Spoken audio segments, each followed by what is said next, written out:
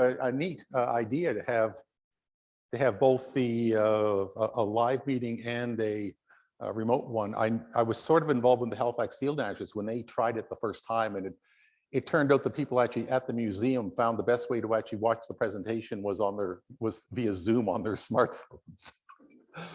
So it's nice to actually see that see this thing actually working. So as you can see from the title is "The Sun is not an average star, the Earth is not an average planet." And the reason I picked that as a title is because far too often I end up seeing things in the popular print where they simply refer to the sun as being it's an average star. If you're looking for life on other planets, you want to look for one around a star, an average star like the sun. And also the idea that the Earth is sort of like a typical planet, and it's not. I see the same thing every now and then, even around the Bay of Fundy, where I still occasionally see the odd sign saying that the reason why the tides are so high in the Bay of Fundy is because it gets narrower as the bay goes up. And that's 10% of it, 5 to 10% of it. The rest of it has got nothing to do with the fact the bay gets narrower as it goes up. So what I'm going to sort of talk about is the Earth and the sun from the point of view of looking for life, because naturalists, if there wasn't actually life, wouldn't be much, you wouldn't have not of nature to actually take a look at.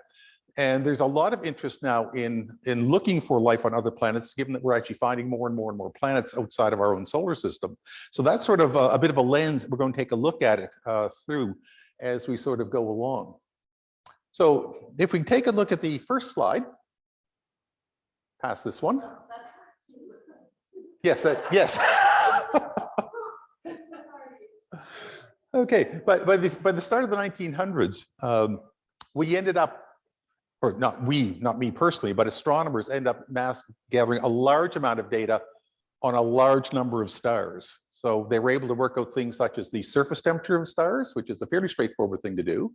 But one of the main things was the techniques for measuring the distances to stars became really good. So if you know how bright a star actually appears to be in the nighttime sky, in other words, its apparent luminosity, if you then know the distance to the star, you can actually work out its absolute luminosity. In other words, how bright is it if you were to take it and the sun and put them side by side? They also had worked out a bunch of other properties of stars. And if we go to the next slide,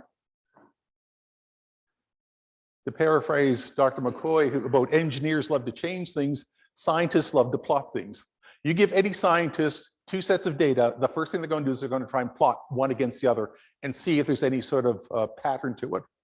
And what happened was in 1911 and 1913, 2 independent astronomers, one in Denmark, one in the United States. Next slide.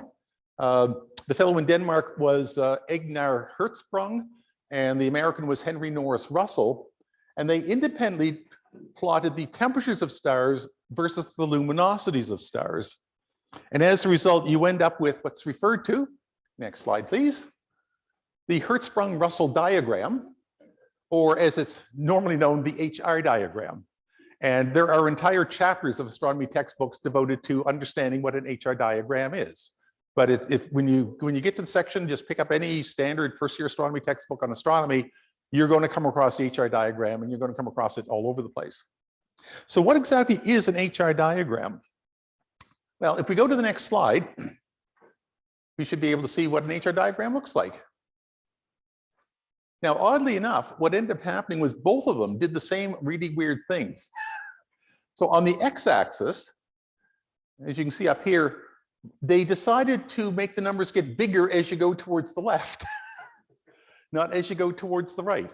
I don't know anybody who's ever studied to see why they both decided to do it that way, but they did. But this is the surface temperature of the star in kelvins, which is sort of like Celsius, going from 3,000 kelvins for a star that's only red hot to stars up here that are 25,000 or even hotter.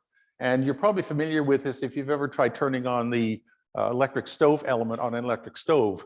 It first starts going with a very deep red, and as it gets hotter and hotter and hotter, the color changes from reddish to orangish to yellow. And then if you take, say, a propane torch and you start heating up a piece of metal, it eventually you can heat up to the point where it's white hot and then becomes blue hot. So the temperature increases as you go this way. And on the y-axis, they have the units that they use for this is this little thing here with an L with a sun sign by. That means solar luminosity. So the sun has one solar luminosity because by definition, that's how we define it. So the sun is right here at 1. You see the sun is labeled there on this red line. And is this laser pointer? Oh, there we go. It was nice and bright before. I think it's dying.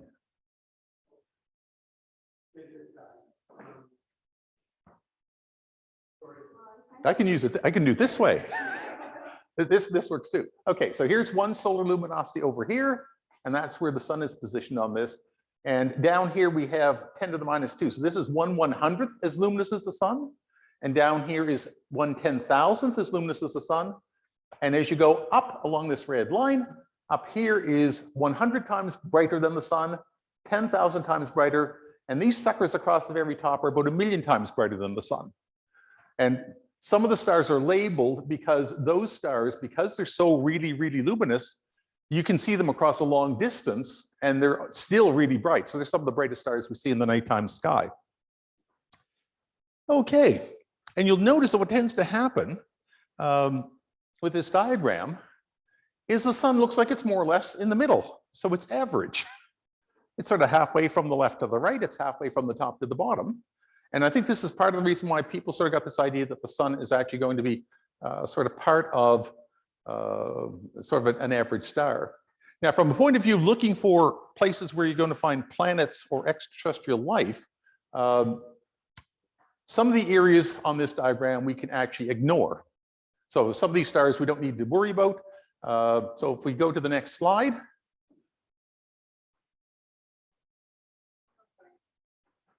Those ones are dead, don't have to worry about them. Okay, next slide. Those ones are dying, don't need to worry about them either. And the next slide, those ones are also dying. So those stars you could ignore. Most stars on this diagram fall along this thing called the main sequence, which is what this red line is. It's running down through the actual diagram. And one of the things that you'll notice is that as you move along this line from the lower right up towards the upper left, you're moving to the left, which means the temperature is increasing, and you're moving up, which means the luminosity is increasing. So as you go up along this line, stars get brighter and they get hotter at their surface. They also get bigger. So if you go to the next slide, this is the same, a stylized version of it. But again, you can see the red line that marks the main sequence. And these lines along here, these diagonal lines, are the size of stars, again, compared to the sun. So the sun is on this line, and you can see out there it says 1 solar radius. It's the same size as the sun. Stars up here are 10 times bigger than the sun, 100 times bigger than the sun, 1,000 times bigger than the sun in terms of their actual physical size. And somebody down here, these ones down here are 1/10 the size of the sun, 1/100th the size of the sun, and 1/1000th the size of the sun. So as you go up that main sequence, all those properties of the stars change. Okay, so next slide, that's going to take us back to here. So when stars are formed, what determines where along here the stars end up? Like, why should a star end up here, another star ends up here, and another star ends up here? Well, it turns out there's one other property of stars that I haven't talked about yet, and that's the mass of the star. So if we go to the next slide, this is again a stylized version of the main sequence. And what you're seeing here is the mass of the star. This star is 2/10 the mass of the sun. This is 1 solar mass. This is 2 solar masses, twice the mass of the sun, 3.8 times the mass of the sun. And those really, really bright, really hot buggers way up in the upper left are 60 times the mass of the sun. So that's what actually determines where they are. Now, there is an upper limit to this. There's an upper limit for really high mass stars because it turns out if you make a star too big, it literally shines itself apart.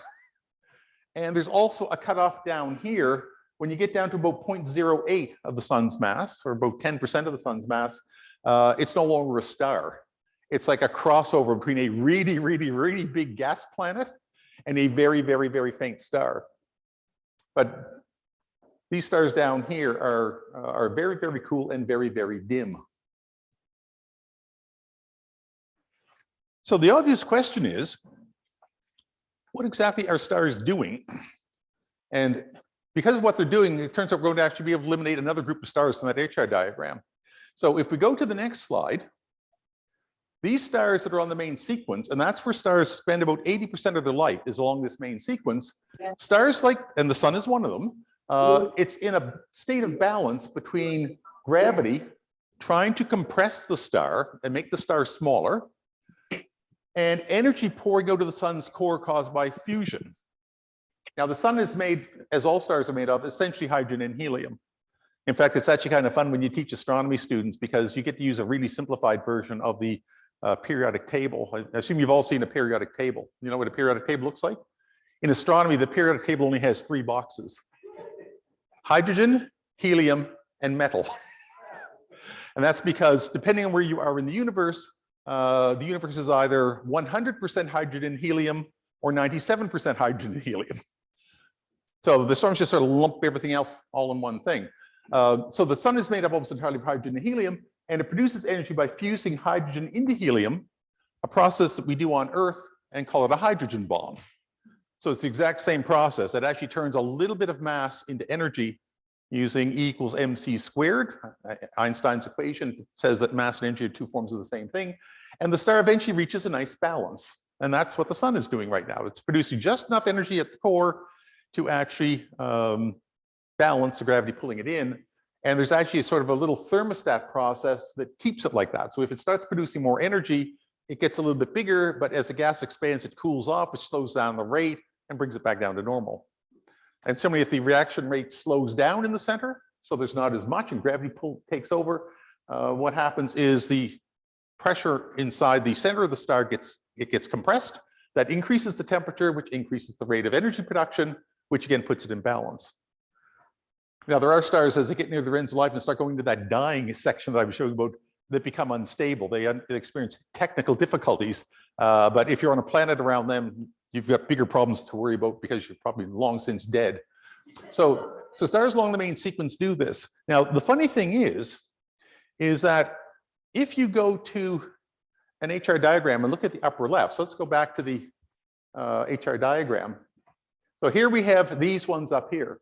Now, you would think, based on common sense, if this star starts off with 1 solar mass worth of fuel, so it's 1 solar mass of hydrogen and helium, and the one up there in the upper left that has 60 times as much to start with, you would think the one at the upper left end is going to last 60 times longer than the sun.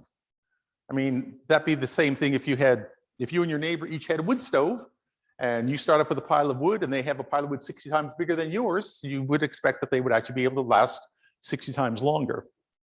It turns out that's not the case, because that extra mass means gravity compresses the star a lot more than just 60 times more than what the sun is.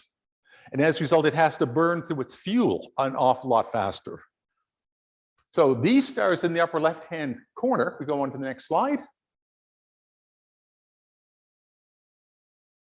Well, that shouldn't be there, but let's go forward again.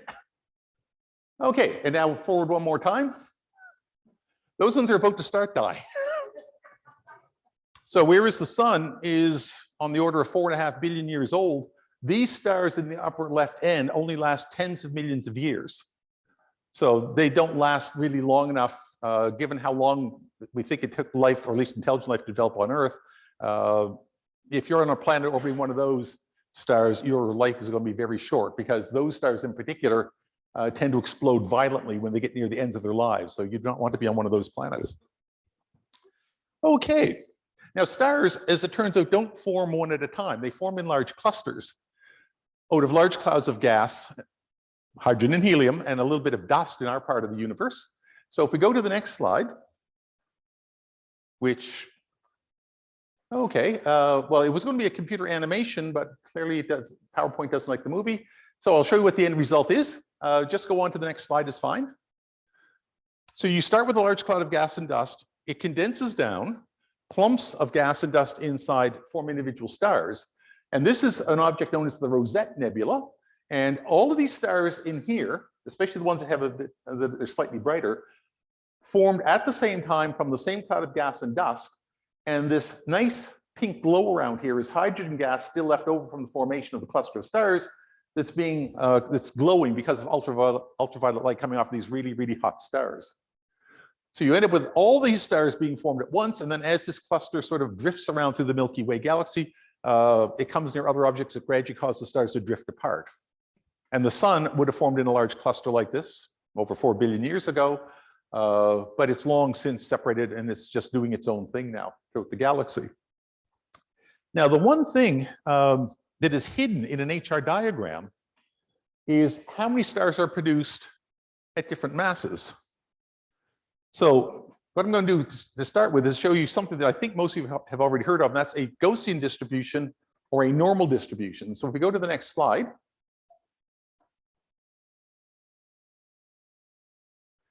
This is one of the first things that came up when I Googled Gaussian distribution. It's sometimes called a normal distribution. It's sometimes called a bell curve distribution, but it shows up everywhere in a lot of things of nature. In this case, it's the height of 14-year-old girls. And you can tell it's from the States because they spelled meter the wrong way. But you can see that the curve goes up. So most 14-year-old girls, this is just sort of your probability of finding girls, are between about 1.45 and 1.6 meters tall. But it tails off. So at age 14, you do have some people that are really, really tall compared to everyone else. And you might eventually go here and find some that's really, really tall, but the probability gets fairly low. So this type of distribution people tend to be fairly familiar with. And if we go on to the next slide, you can see there's basically two numbers that describe it. One number tells you where on this axis the peak is. So that's known as the arithmetic mean. And the other one is a number called the standard deviation, which tells you how flattened the curve is. But they're all still normal distributions. Now, the distribution of masses of stars that are formed inside a large cloud is not a normal distribution. It's a different type of distribution called a Pareto distribution. So if we go to the next slide. So a Pareto distribution looks like this. A whole bunch of stuff down here, and it just gradually just tails off as you go further and further out, away from that place where you find most things. And you can do this, again, there's more than one parameter for this, so that's why there's sort of 3 different curves to show you. As you play with the numbers, you can get sort of different versions of it. And you can also do it with bar charts. So if we go on to the next slide. So here you can like count up a bunch of stuff. And again, you can see that you get this. Now it turns out anything where the phrase success begets success shows up tends to follow a Pareto distribution. And I actually proved this to myself because one of the places where it shows up is in NHL hockey. If you sort all the players from last year based on how many goals they scored, and you take the 10 top players and add together how many goals they scored, and then take the next 10 and add up how many they scored, and then take the next 10, this is what you get. You get the same thing for book sales. You get the same thing for music sales. A small number of people make an awful lot of money. And despite the fact that now anybody can use iTunes, use their computer to make music, as somebody once pointed out, what we discovered was an awful lot of people make music that nobody wants to listen to. So you tend to get a distribution that sort of looks like this. So there's still lots of things down here, but they're all very small. So that's the sort of distribution you tend to get with it. Yeah. I think I'm on now. When I analyzed the Christmas bird counts, it had the same distribution. A few species were counted many times, and most species, it was just 1 or 2 or 3 individuals. I can guess starling was probably the first one. Yeah, starling. Yeah, so this type of distribution shows up. And the neatest example I saw of it was something you all probably remember from your childhood, because you can start off with a distribution where a whole bunch of people have the same amount of something, so that they all start off equal, and it ends up in a very extreme Pareto distribution. It's called playing Monopoly. Eventually, one person gets everything. That's a really extreme case, and everybody else has nothing. And it's just the way that these systems work. It's mathematics. You just have to sort of go with the curve. So if we go back to the HR diagram again,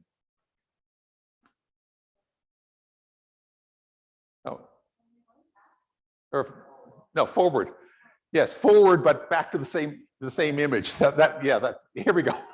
Okay, yes, that was my poor phrasing. Okay, so if we go back to the main sequence and now say, okay, here we have this thing that makes it look like the sun is an average star, but there's not that many stars up here in the high mass end of it because they end up using up all the mass in the cloud to make a few really high mass ones. So now let's take a look and say it's a pie chart of what stars are on the main sequence. And now I forgot to remove the also dying, dead from that one. Just ignore that. That doesn't really matter. So here what we have is the blue stars up here.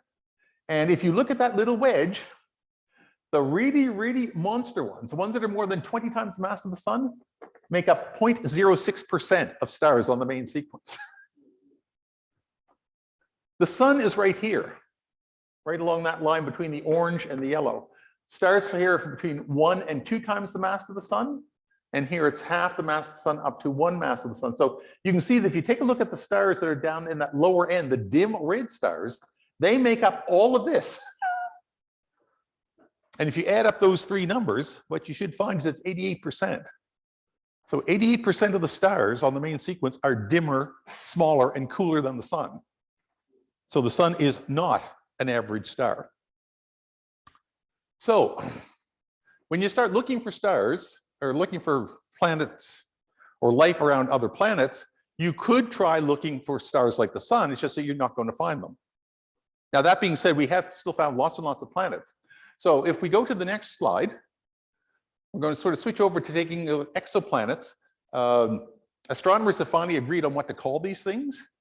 They used to be called extrasolar planets. They had 2 or 3 different names depending on who you were talking to, but they finally everybody's agreed that they should be called exoplanets. These are planets that orbit stars in other solar systems. Now, one of the big questions is, of course, how many are there? Well, if we go to the next slide, depending on who you talk to, there's between 5,000 and 7,000 of them now known. Now, I have an app on my iPad called Exoplanet. So if we go to the next slide, this is what it looks like when you open it up. If you use a tablet or a phone, you know that if you have, for example, new mail messages or new text messages, there's usually a little red number next to the icon of the app that tells you how many new things there are. Well, whenever this database gets uploaded, you get a little red thing next that tells you how many they've added to it. And you can go into the database and you can look at all sorts of data on it. If we go to the next slide, it'll zoom this up a bit more so you can actually see how many exoplanets are in there right now. 4,945. The selected planets in here are because I've also included our solar system in, so you can actually do numbers with those ones. So just under 5,000, but that's confirmed. The people that tend to go towards 7,000 are ones that are almost certainly exoplanets, but they just haven't actually been confirmed as exoplanets yet. But there's still a lot of people actually doing these. And it turns out, now that we have about 5,000 that go on, that they essentially fall into 4 groups. The first group, so if we go to the next slide, are gas giants. You're all familiar with gas giants because we have 2 of them in our solar system, Saturn and Jupiter. Effectively, these planets have a small rocky core about the size of the Earth, a layer of icy material over it, and this is another place where astronomy is different than everyday regular life. In astronomy, when they use the term ice, they don't mean just water ice. They mean water, methane, ammonia, and carbon dioxide, because all 4 of those things have very similar properties to each other. They're also all very common. So little small ball of rock, probably about the size of the Earth, surrounded by a layer of ice, and then surrounded by a lot of hydrogen and helium. Now, Jupiter is sort of at the low end of these types, or Jupiter and Saturn. We have found, in fact, gas giants that are up to 14 times as massive as Jupiter. So right up to where they become what are called brown dwarfs, which is where they're not a red dwarf star at the very end of the HR diagram, but if they had a little bit more material, they probably would be just very, very faint, very dim stars. So gas giants is one type. The next slide are Neptune-like. And this one also we're familiar with in our solar system because we have two of these in our solar system, Uranus and Neptune. In old textbooks, if you basically look at old textbooks, they usually would refer to all four of the outer planets in our solar system as gas giants. But starting about 20 years ago, that's no longer the case. These ones are now referred to as ice giants because they still have a fairly large rocky core, but they're surrounded mostly by layers of ice. And ice, all four types of ice, are fairly easy to hang on to in the outer part of the solar system because it was far enough away from the sun that they were actually able to coalesce into particles and then be absorbed as these planets started to form.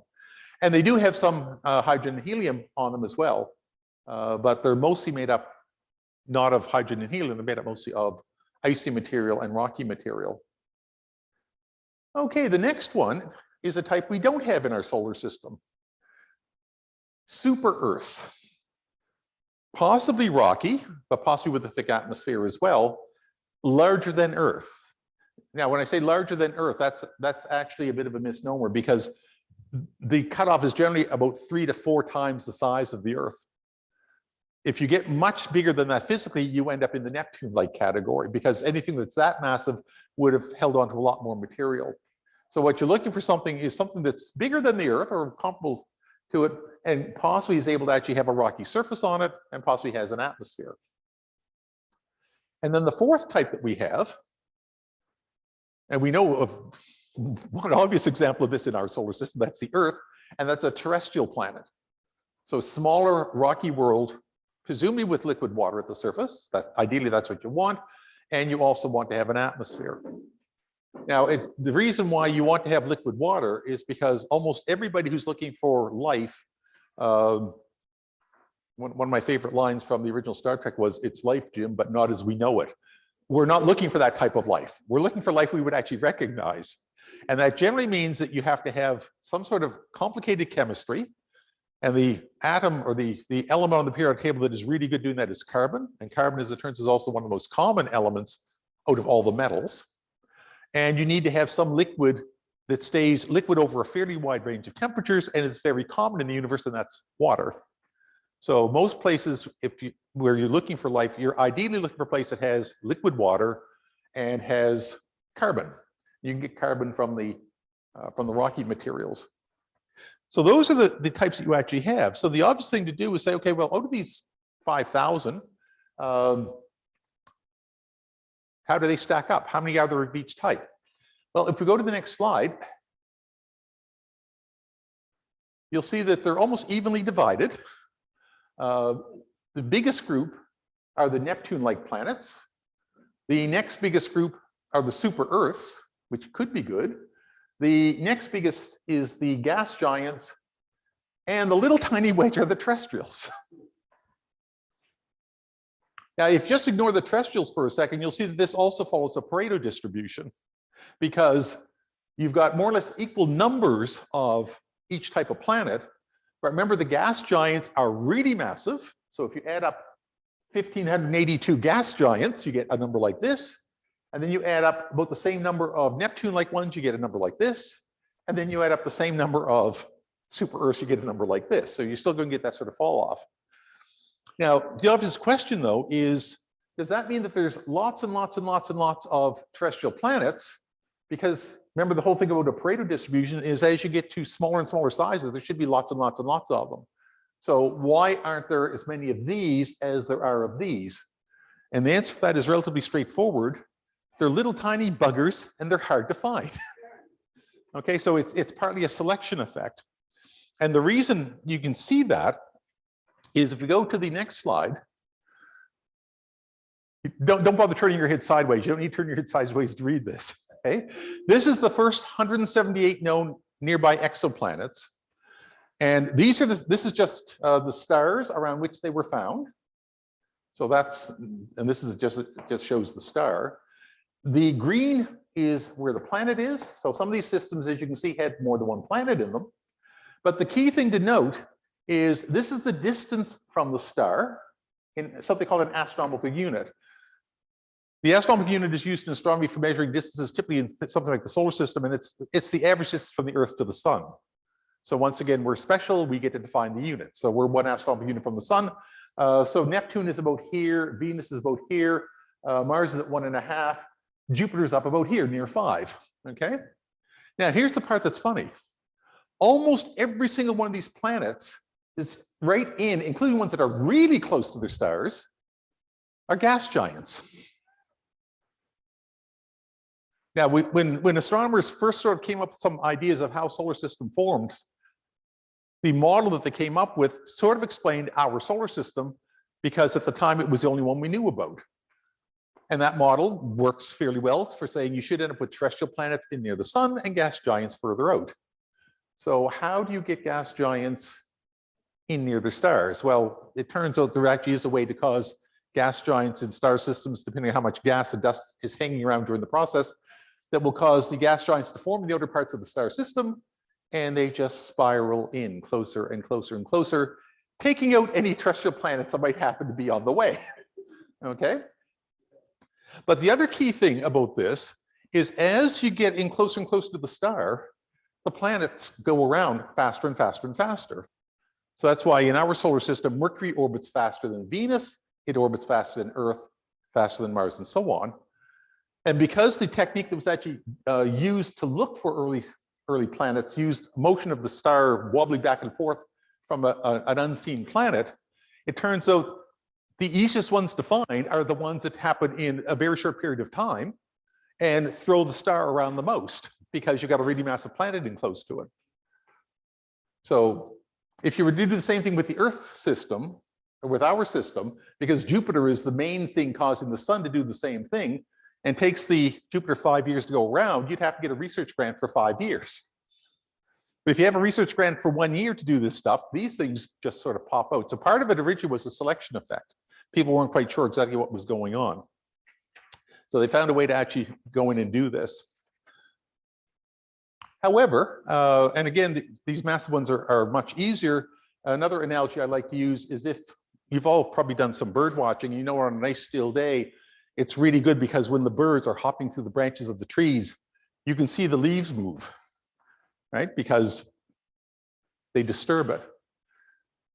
It's a lot easier to see an elephant moving through a forest than a bird because it moves a lot more stuff around. So it's a selection effect. We have, however, found a couple of planets, though, that are terrestrial at the right place. So the next slide shows the Kepler-22 system. It's called Kepler-22 because it was the 22nd solar system found by the Kepler satellite. And this is our solar system. And this green area called the habitable zone, I tend to prefer the term that's often used for it as well. It's called the Goldilocks zone. In other words, you don't want to be too close to the sun because it's too hot. You don't want to be too far away because it's too cold. You want to be at the distance where it's just right. So here's our solar system, and here's the orbit of Mercury, too hot, Venus, too hot, Earth, right in the sweet spot, and Mars just inside the outer edge of the habitable zone. And Kepler-22, and here it is compared to the other planets. So this is actually real size. You can see it's probably twice the radius of the Earth. And this is an artist's rendition of it. We don't even know what it looks like. All we know is that's how big it is. But the reason its habitable zone is about where our habitable zone is because that star is only 3% less massive than the sun. So it's one of those rare stars that's actually like our sun, and it's just on the inside edge of the habitable zone. Now, one of the problems with this habitable zone is it does have some wiggle room in it. So if we go to the next slide, what we have here is the composition of the 3 terrestrial planets, not counting Mercury, that actually have atmospheres on them, in order from the sun. So we have Venus, which is closest, Earth, which is in the middle, Mars is further out. And the key things to note about this is if you look at the composition, Venus is almost entirely carbon dioxide, a well-known greenhouse gas. Mars, 95.3% carbon dioxide, greenhouse gas. Earth, Hardly any carbon dioxide. Earth's atmosphere is actually almost all nitrogen and oxygen. And there's a bit of nitrogen in Mars and a bit of nitrogen in Venus. But at first glance, you think, well, gee, why is Earth an outlier in this? The other thing to note is how much actually atmosphere these planets have. And again, we're using Earth as 1. So if you look at Mars, Mars has about 0.01% of the atmosphere that Earth does. That's about twice the height of Mount Everest. So the atmosphere on Mars is very, very thin. On the other hand, Venus, oh, good, I thought that was me. Venus has over 90 times as much gas in its atmosphere as Earth does. And it's all greenhouse gas. So depending on where you are and how much energy you're getting from the sun and how much greenhouse gases you have, you might be able to get away with being further out in your habitable zone and still have liquid water at the surface. So if you take, for example, we're going to start with Mars. What is the greenhouse effect on Mars? In other words, what's the average temperature on Mars caused by it having greenhouse gases in its atmosphere? It's a fairly simple calculation to work out. And remember, it's almost all greenhouse gas, but there's hardly any of it. So if you hit the next slide, you'll see that the average temperature on the surface of Mars is about 5 degrees warmer, which is not really a lot, but that makes sense. It's got very, very small amount of atmosphere. If we go to Venus, now Venus is closer to the sun, has a really big atmosphere, and has a lot of greenhouse gas in its atmosphere. So its average temperature is increased by, go to the next slide, about 400 degrees Celsius. What about Earth? And the reason the other reason I sort of went through this is because I sometimes hear the argument about climate change. It's like, well, yeah, but there's already carbon dioxide. You know, we already have greenhouse gas in our atmosphere. A little bit more is not going to make that much of a difference. So how much is Earth warmed by the small amount of greenhouse gas we already have? If you click, you'll find it's easy to calculate too, 35 degrees Celsius. So if you got rid of all of our greenhouse gases, the average temperature everywhere on the Earth would be about 35 degrees Celsius colder than it is now. Colder, because the greenhouse gas warms things up. So you could theoretically have a planet like Mars, but what screwed Mars over was the fact it has a small enough mass that it hasn't been able to hold on to an atmosphere. If it had been able to hold on to an atmosphere that had more greenhouse, that was somewhat thicker, it could actually have warmed up considerably more than that and would probably still have liquid water on its surface. And we know, for example, that Mars did have liquid water on its surface in the past, but as its atmosphere gradually dissipated away, most of that water that stayed ended up frozen underground. Now, and it turns out that almost all greenhouse gas, Earth also has a lot of CO2 in it. Because if this, you look at this and say, well, Earth is sort of the odd man out, except we have carbon dioxide stored in 3 main places. A lot of it is dissolved in the oceans. A lot of it is in carbonate rocks, like limestone, coral, that sort of stuff. And a lot of it is in fossil fuels. Now, if you take all of those out and put them back into the atmosphere, next slide. Note what happens. We're exactly the same as Venus and Mars. And I don't even want to guess what the greenhouse temperature increase would be, but it's going to be a lot more than 35 degrees. So it turns out carbon dioxide is a fairly common gas in terrestrial planets. It's just in Earth, most of it's not in the atmosphere anymore. Okay, so when we start looking at the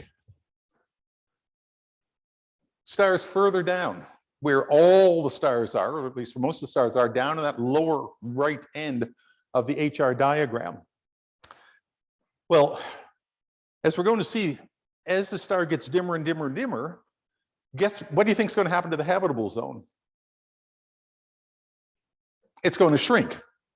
So one of the first systems that was actually found by the TRAPPIST telescope, which stands for, I love the way they come up with these words, it's the Transiting Planet and Planetesimal Small Telescope, or TRAPPIST for short.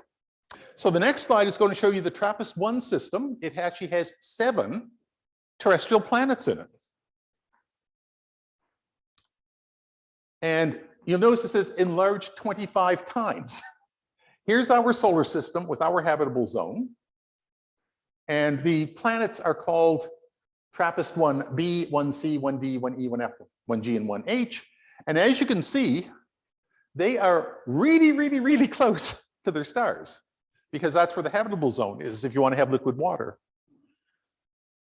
Now, there's one other problem. As you get closer and closer and closer to a star,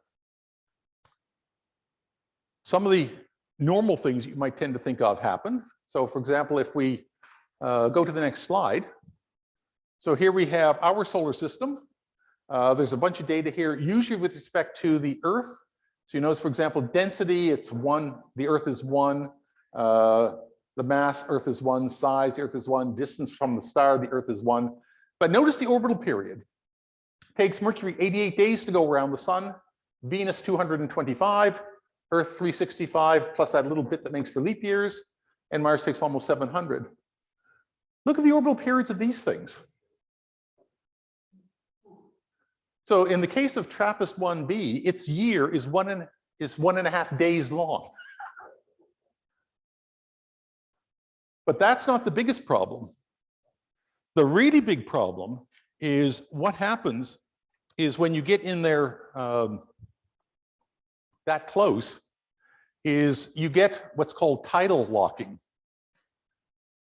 Each of these things is so close that the gravitational force of the star has slowed the rotation of these planets so that as they go around, they keep one side always facing the star and one side always facing away from the star,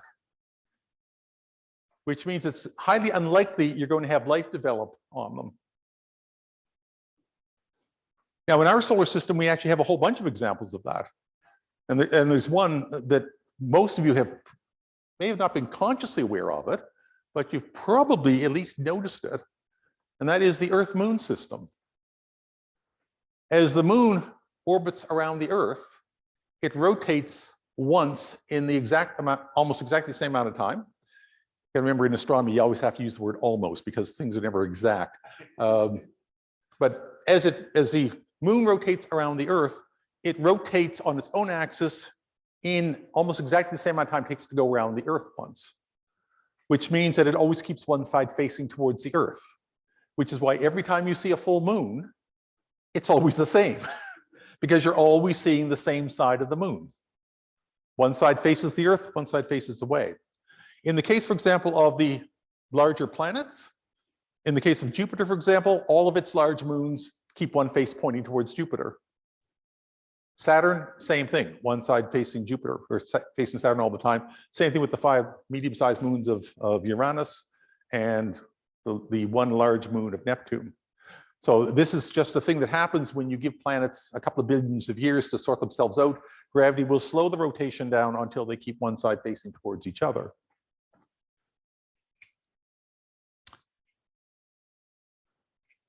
But there is actually something that actually works fairly well for this.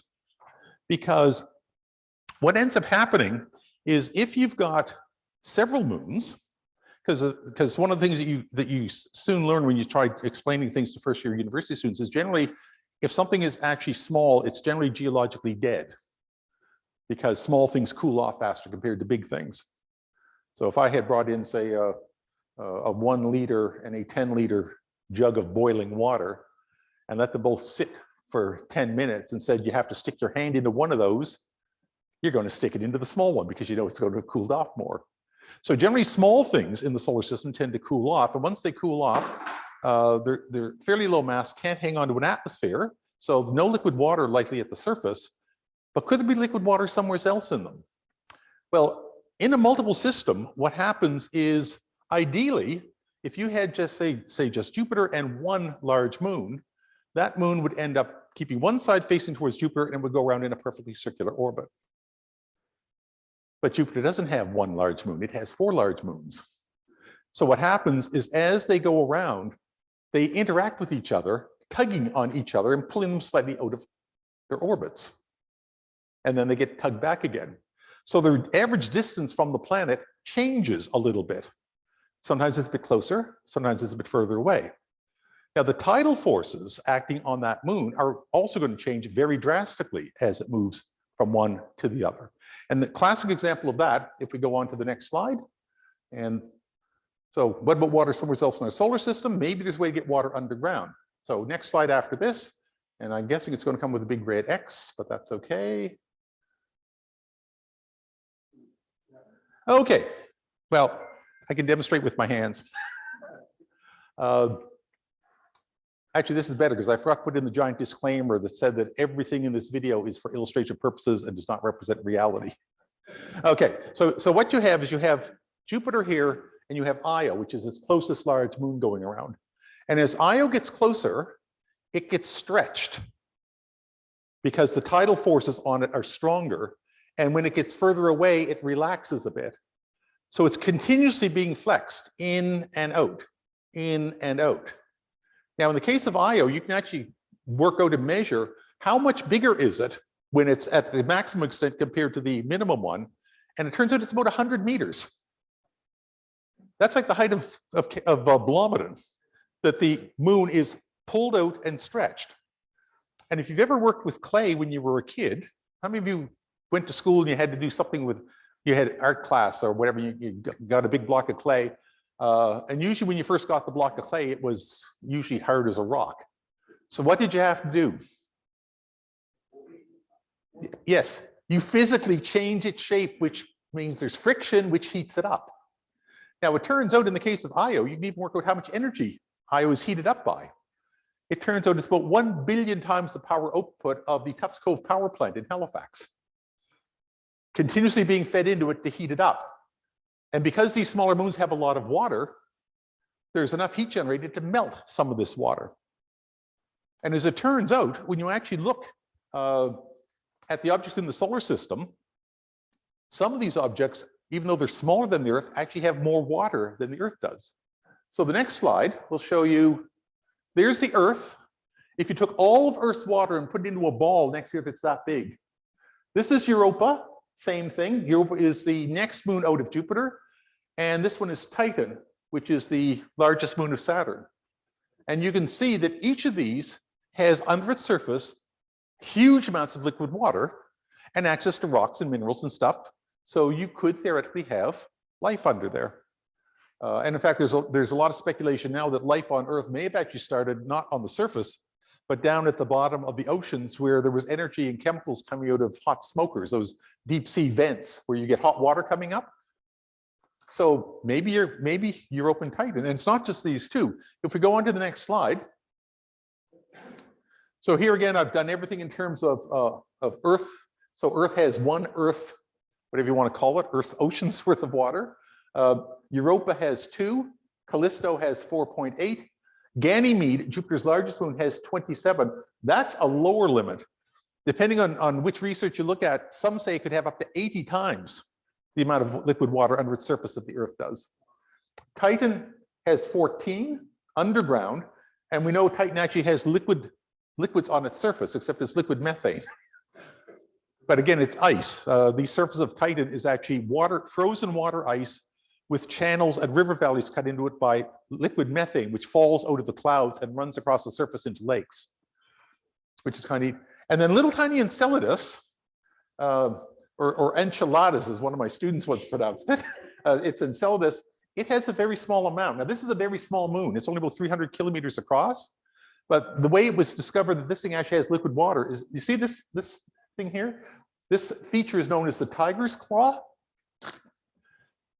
And there's actually water that sprays up out of that as it's being flexed and turns into big plumes of ice crystals. And it was discovered entirely by accident by some researchers at NASA when the Cassini spacecraft was actually in orbit around Saturn. They noticed that it's actually going to pass into Enceladus's shadow, and they said, "Oh, you know, it'd make a really great picture for publicity purposes. We can get a picture of the dark side of Enceladus with the sun in behind it." And we said, "Oh, that's a great idea." And then they got the image back. It's like, what's this giant plume of stuff coming up off of the surface? It was backlit by the light. So we know, for example, that Enceladus has it. So is there any chance to actually find out if any of these oceans have actually life in them? Well, the last slide will tell you that there are people working on this. Europa Clipper is a NASA space probe. It's going to be launched in October of 2024, and it's expected to arrive in the Jupiter system April of 2030. Takes a while to get out there because it's not right next door to us. And what the Europa Clipper is going to do is it's going to be in a fairly extended orbit to come down really close to the surface of Europa and take all sorts of measurements of it. There are also researchers working on how to actually drill down through large layers of ice without contaminating it with Earth bacteria or Earth viruses. And one of the places where they actually came across this, a perfect testing place for this, is oddly enough in Antarctica. There's an actual large lake underneath the ice cap that was discovered entirely by accident by people taking radar measurements by dragging big sledges across the surface or flying over it with deep penetrating radar. And the idea was it would go down through the ice, bounce off the rock and come back up again to be able to map what the three-dimensional shape of the rock underneath the ice is. And then they hit this really big area that was perfectly flat. And they finally realized it's actually got to be an ocean of probably fresh water under there. And if you can sort of land something there and have it find a way to drill down through there, you might actually get a sample of the water, bring it back up, and then put it into something to test it. The biggest problem with most of these is the usual estimates for how thick this ice layer is. And again, you can see this, they've exaggerated the color bit. We see these cracks. This is the floating ocean, and it's continuously being cracked because it keeps getting flexed. Okay. But the ocean is probably at between probably 5 and 20 kilometers under the ice. And again, in the distant past, when Europa was first formed, it probably had liquid water right up to the surface. And then gradually as Jupiter cooled off, because early Jupiter was putting out a lot of heat as well, as it cooled off, the surface ice would have gradually froze over, but the tidal flexing has kept the water down underneath there still going. So it turns out that one of the places we may best be looking for life is actually not on exoplanets so much, but right in our own solar system. And I think that's the last slide. Yeah. Oh. Well, thank you. It's so weird when you're doing it by Zoom that you can't applaud and have the people on the other end actually hear you. So does anybody? Thank you. I think maybe we should start with questions here, and then we can go to the Zoom people. Maybe I'll move this out so that Zoom people. So if you do have a question, let me run over and give you the microphone first, because otherwise the Zoom people cannot hear. Anyway, thanks so much. Should we actually be calling them the Zoom people? The, Zoom, the people on Zoom. the people on Zoom. Sorry. Yes. Okay. Yes, Larry. Pat, if Europa is so cold out there, why is there any liquid water? Would it be frozen underneath the surface of Europa? Well, it's frozen on the top, but it's floating on top of a large layer of liquid water that is kept warm, because the heat is generated inside. The heat from the flexing is generated inside the moon, not at the surface. So it's enough to keep it liquid inside, but not all the way up to the top. I always get nervous when people who know astronomy want to ask me a question. Hi. You were talking about the different stars and things expanding and contracting. Mm-hmm. How much does the Earth do that? Most of what happens with the Earth is caused by the tidal effect of the moon, and the land mass of the Earth. Like if you were standing, say, in the middle of the Great Plains, as the moon passes overhead, the entire Great Plains actually goes up about a meter. But it's so gradual over such a large area that you don't notice it, but it is measurable. It goes up and down. So there's tides in the Earth. It's just that the tides are more obvious in the liquid water because the water can move around, whereas the land can't. But the most extreme one that I'm aware of is in Iowa, where it's about 100 meters. For a Halifax audience, I would have said the height of Fenwick Towers. For an audience out here, I would say it's the height of Cape Lomondon. And it happens, I think Iowa goes around every, I'm going to guess it's every 4 or 5 days. So like it's being flexed fairly rapidly compared to, say, moons that are further out that take longer to go around. Any other questions? Yep. Guy, here you go. Thank you, Pat. That was really interesting. So I guess you started by saying that the star is not a normal star and the Earth is not a normal Earth. And you gave us lots of equations to sort of demonstrate why. So based on what we know about, what's out there, could we come up with some kind of mathematical equation to figure out what are the chances of there being a habitable terrestrial planet or moon within a certain sort of distance from Earth, and therefore use that to predict where life could occur? Actually, there is such an equation. It's called the Drake equation, and it was developed back in the 1950s by Frank Drake. I think he was one of the first people who started looking for extraterrestrial radio signals. And you can basically the problem with the Drake equation is you sort of start off with, well, how many stars you want to start with. So say you pick the Milky Way galaxy, which is our galaxy. So you start with, say, 200 million stars, 200 billion stars, and say, well, what percentage of those actually have planets? Well, we now suspect that almost all of them do. And then what percentage of those that have planets actually have planets in the habitable zone? So you see, and then out of those ones, how many did life develop on? Well, those, how many did life develop technologically? And then how long does that last on average? So it's basically a whole bunch of things multiplied together. And the problem is, as you go further down, we know less and less about what the actual answer is. We do know that if you multiply them all together, you have to have at least one because of us. But depending on what numbers you pick, you could go from 1 to 200,000. But one of the big problems is because space is so big, it may be that little intelligent, because what you want is intelligent, technically communicative life. Because, for example, if you had an ocean, if you had, say, the Earth and it had no landmass, it was all water, you could have something like dolphins. There's no doubt that dolphins are intelligent. But when your entire experience is underwater, you can't make fire, you can't forge metals.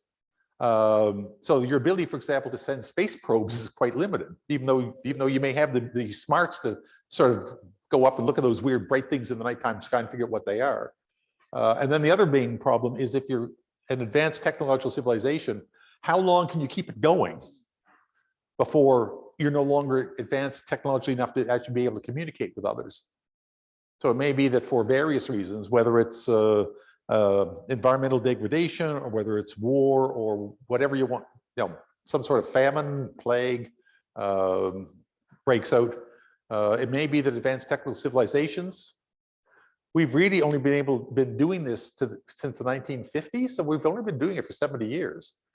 So if I'm going to be generous, say that you actually get 500 years before things just don't start working anymore, you may have little pockets of intelligent life popping up all over the galaxy. But by the time you can actually send a signal to another one, and they can actually send a signal back, your society is long dead. You can't pick it up anymore. So what you're saying is we're alone. Well, yes, or as Carl Sagan would say, that extraordinary claims require extraordinary proof. So seeing, in fact, I remember Roy Bishop gave a talk one time called "UFOs Are Real and Dangerous." And he said, yes, there are unidentified things that look like unidentified flying objects. Most astronomers and amateur astronomers know exactly what they are, and they're dangerous because they take a lot of time away from people who could be spent doing other things, investigating them.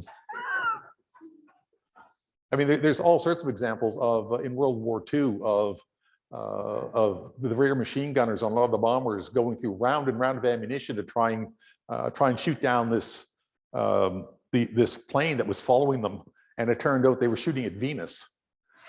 Because when Venus is low near the horizon, it looks like the oncoming headlight of a vehicle, but you can't shoot it down with bullets. From what you say, the Earth, in one respect at least, is an average. The Sun is an average star because it's got planets. And from what you've told us, an awful lot of stars have planets. Yes. So is that true? Is there, as far as we know, do the majority of stars actually have planets? And if so, why? Why are there such things as planets instead of, if you've got a gas cloud that condenses into a star, why are there planets? Yes, from that point of view, it probably is an average star in the sense if the one thing you look at is, for example, does it have planets or not? What tends to happen is when you tend to have a large cloud of gas and dust, as it condenses, and again, this is something you're all familiar with, even though you may not have been aware that what you're actually seeing was an example of conservation of angular momentum or conservation of spin. But you've all probably noticed in figure skating, when a figure skater is spinning and they have their arms out and then they pull their arms in, what happens to them? They speed up. So as this gas cloud gets smaller and smaller and smaller, it starts rotating faster and faster, which causes it to form a disk around it. And the material in that disk then has the same process happen within it. It tends to clump together and form smaller disks of material. So if you have a really big clump in there, you get Jupiter plus a whole bunch of its moons falling around it. So it's just sort of and this was actually worked out back by Immanuel Kant and Pierre-Simon Laplace. If you ever had to fight your way through Laplace transforms in school, you can blame him. He was a French mathematician, but they basically just used Newton's laws of motion and gravity. And they were the first ones that said, yeah, if you start with a bunch of gas and it falls down, you end up with a solar system. And you end up with rocky stuff in the middle and the bigger ones further out. So and one of the big problems that we have is that the key, the two main methods that are used for detecting planets work best when, so let's say you're on the Earth. The one that's really common now is by finding a planet by transiting. So in other words, here's a star, here's a planet orbiting it. The planet passes in front of the star, so between us and the planet, and the star drops a bit in brightness. And it drops a bit in brightness. So you monitor the brightness of the star and it goes blip, blip, blip. And if it's got several planets, it goes blip, blip, blip, blip, blip, blip, blip, blip, blip, because each one's doing this. The problem is if the planet's going around and the solar system's oriented this way, you don't see anything. So the two main methods both rely, the transit method in particular requires the star system to be lined up so that its plane points towards the Earth. And since they seem to be more or less randomly distributed, if you look at the number of planets that are found around stars and say, assume they're randomly distributed, what percentage of planets or stars would you expect to have planets? That's about what the number is that you get. So that's why they tend to think that most stars have planets around them. Maybe we should go and see if there's anybody on Zoom who would like to ask a question now. So if you are on Zoom and would like to ask a question, unmute yourself and fire away. And hopefully it'll work.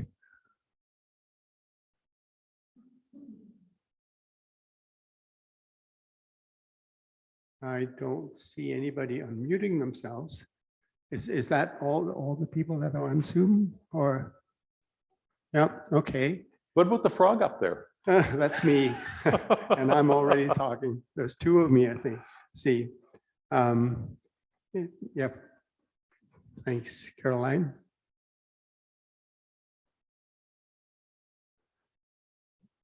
Maybe none. Okay. Well, if somebody pops or unmutes themselves, then just go ahead and ask a question. Anybody else in the audience here who has a question for Pat? Well, I have a comment. I remember reading a Kelvin and Hobbes cartoon many years ago, where one of them said the greatest proof that there is intelligent life out there is that nobody has ever tried to contact us. Yes, that's actually that's also known as the part of what's called the Fermi paradox. Enrico Fermi was one of the people, I think he worked on the Manhattan Project, he was a particle physicist. And again, back in the 60s, his argument was, well, if there is life out there, why aren't they here?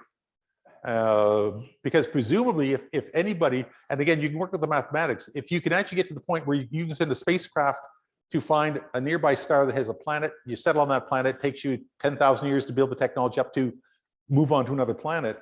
It turns out in only like a few tens of millions of years, you've gotten to every star because it's like a chain letter, right? You just keep branching out and branching out. So his argument was, well, why isn't there anybody here? And there's all sorts of counter arguments. My favorite one is the prime directive from Star Trek, which is we're not at the point yet where we've developed the technology to be admitted into the galactic civilization. Another one is that another is, well, maybe we're in the equivalent to a national park. Maybe we're in the part of this of the galaxy that's been set aside. So the only people that actually come in here are researchers, and they just observe and don't actually fiddle with anything. And there's been lots of science fiction stories over the years of what happens when that goes horribly wrong. I think one of my one of the favorite ones that I had was some aliens who landed up in the remote mountains of New England later in the year, and they did a bunch of things, and then thought, oh my God, what have we done? We brought some sort of virus here. It's killing everything. And it turned out that they left not knowing that the leaves were just changing colors in New England, and it just does that naturally. It wasn't something they had actually done. Pat, I'm a little confused about the changing of the shapes that you mentioned about Jupiter and Saturn changing the shapes of their moons by the gravity. Why on our system, the moon doesn't change shape, but it's the Earth that changes shape because of the water on it. So why is the large gravity of our Earth not affecting our moon, which you mentioned happens with Jupiter and Saturn? Well, it turns out the moon actually does change shape. It's just that since nobody lives here, you don't notice it. The moon's orbit is not a perfect circle around the Earth. Well, nobody lives on Io. Yeah. But as the moon does get closer and further away from the Earth in its orbit, it does get stretched and contracts a bit as well. Really? It's just that what happens in the case of Jupiter, Jupiter is so much more massive than the Earth that it basically has just overwhelmed its moons completely. And because we only have the one moon, it's not like we have another moon that could cause the moon to sort of move in and out even more irregularly than it does. But in the case of Jupiter, its moons are coming closer and further out. And you can actually show, I actually did the calculation once just because the astronomy textbook did one of those, it's left to the reader to prove that the tidal force, like gravity falls off as an inverse square, tidal force falls off as an inverse cube. So if you take something and you move it twice as far away, the tidal stresses making it want to get bigger or smaller are only 1/8 of what they were closer in. So because it's really sensitive, you don't have to move an object much to get a really big change in the tidal stress trying to pull it apart. But the moon does actually do that. It actually gets bigger and smaller as it goes around. And just another question, which has to do with the moons, if I may ask it, is you mentioned about the heat in them, like Io has heat inside it that keeps the water. So I presume there's volcanic or molten activity inside of Io and some of the moons, let's say of Jupiter, but our moon is non-volcanic, isn't that right? Our moon, the problem with our moon is it's too far away. The Earth's mass and its distance means that even though it flexes a bit, it's not enough to keep it molten. In the case of Io actually doesn't actually have any water. It's all rock. It's long since lost its water. Which is the one which what you mentioned with water? Was it Europa. Europa is the I'm next sorry, one out. Europa. In fact, Io is actually the most volcanically active object in the solar system. Yeah. Its surface changes. Like if you take a complete map of what Io looks like and come back in 100 years, it's completely different because it's got new volcanoes burying old volcanoes all the time because it's so geologically active because of all this heat. In the case of Europa, it's further away. So the amount of heat being pumped into it is less, but it's still enough heat to keep a lot of liquid water inside it molten. But our moon is not volcanic, right? No. It never was. Oh, it would have been in the past because it started off totally molten, but remember it's small, so it cooled off quite quickly. And there was a long-standing debate as to whether the moon might still have a little bit of a tiny molten core at the center. But even if it does, it's so far in that it just can't cause anything really to happen at the surface. Thank you. Thanks. Oh, yeah, guy. I get my exercise. It's slightly off topic, but it goes back to the point that you made at the beginning, which intrigues me. You said that the tides in the Bay of Fundy, only 5% are to do with the fact that it's narrow. I'm just interested to know what actually dictates the tides. Okay. That's actually fairly easy, depending on what you did when you were a kid. Did you discover, like my brother and I discovered when we were kids, that when you were having a bath, if you scooched yourself up and down in the bathtub at just the right speed, you could get all the water doing this? And my mother was always puzzled, how we could end up with so much water on the floor afterwards. But essentially what happens is as the high tide comes into the bay, it goes in, it goes out. And when that wave hits the boundary between the really shallow continental shelf and the deep water, part of it reflects. And it turns out it takes the same, about almost exact amount of time for the reflection to start back as when the next high tide comes by. Yeah, so it's just like somebody on a swing. If you just give them a little nudge at the right time, you can get them screaming in less than 5 minutes because you're just giving them a little nudge, a little nudge, a little nudge, and it adds up. And it's the same. And it's the same thing with the Bay of Fundy. It's basically the resonance of water going in and bouncing back and coming out. Ungava Bay up in northern Quebec is the other place that has this sort of challenges the Bay of Fundy for having the highest tides. But when you think about it, if it was just because they got narrow, Chesapeake Bay and every other narrow bay on the planet would have a big tide as it came in, but they don't, because you have to have the right amount of time for it to come in and go back out to get that resonance effect. Yeah, if you look at tide tables, when the tide is high in the Bay of Fundy here, it's low on the South Shore. So yeah, because by the time that high tide works its way back out, it gets up there just time for the next incoming high tide. right. Yeah. Good. If there are no other questions, maybe we will finish this first talk. And any last questions? Oh, Carolyn. If I'm permitted to make a comment. Thanks, Pat. That was a great talk. And I hope everybody enjoyed doing this new hybrid method.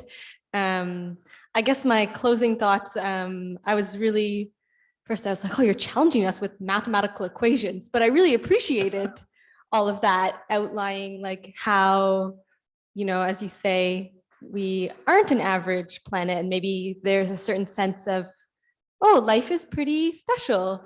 And I think I'm sometimes wary of anything that gives us as humans more sense of like superiority, but I, in fact, don't feel that way from this. I feel a sense of, wow, what a precious thing to be here in this spot, in this Goldilocks zone. And maybe that'll help us care a little bit for the life we do have. And I think it's a great reminder of, what we have here at home. And I mean, all of us are keen naturalists, and why we kind of care about this world and this life we see around us, because, hey, we're not just any old piece of dust and gas out there. So that's just my thought. So I really appreciated that talk. Yeah. Well, astronomers tend to be a morbid lot because we tend to see things at the long scale. But if you really want to get yourself depressed, there's two really good books. One is called Rare Earth. It's written by an astronomer and an exobiologist. It's called Rare Earth: Why Intelligent Life is Unlikely in the Universe. And the other really good read is The Life and Death of Planet Earth, which on the long scale of things, I mean, if you simply just wait long enough, the sun is going to actually swell up and engulf the Earth. Maybe. It's going to lose some mass, so the Earth may start backing away from it. But at that point, there's going to be no liquid water anywhere near the Earth's surface or under it. We're going to be baked. But that's not for another 4 billion years, so I don't really tend to worry about it too much. But those are sort of two really good books. Rare Earth, if you really want to sort of find out, I have a really good read on intelligent life and what may be factors for having it and what may be factors not for having it. Rare Earth is a really good book. And it's available as a paperback too, because the copy I have is the paperback, so you don't have to spend a lot of money on it. Yeah. Good. Well, thanks very much. Thanks for showing up for the talk, and thanks to the people on Zoom for tuning in. And thanks, Pat, for starting off the fall season with a fascinating talk on this earth that we're standing on and the possibilities out there. Oh, well, So it's up, and I'm glad the technology actually worked and well. it seems to have worked. I hope Well, it's really fascinating how well that translation works. If I started speaking Danish, I don't know what it would say. Try. Så okay, så siger jeg godnat og farvel til alle. See, it can't figure that out. Anyways, thanks very much. And keep Wednesday in mind, 6:30 at the Robotup Center, where we'll have a celebration for Jim Wolford. And there'll be goodies and there'll be lots of presentations, not just about his natural history endeavors, of course, but also his life with Pat and his life in general. I think there's a number of people who are going to be coming to this and talking about Jim. So I think should be quite good. Yes, so thanks very much and see you in October on the third Monday to listen to, what did I say? Oh yeah, Sandra Barr talking about the geology of this amazing place. So thanks very much.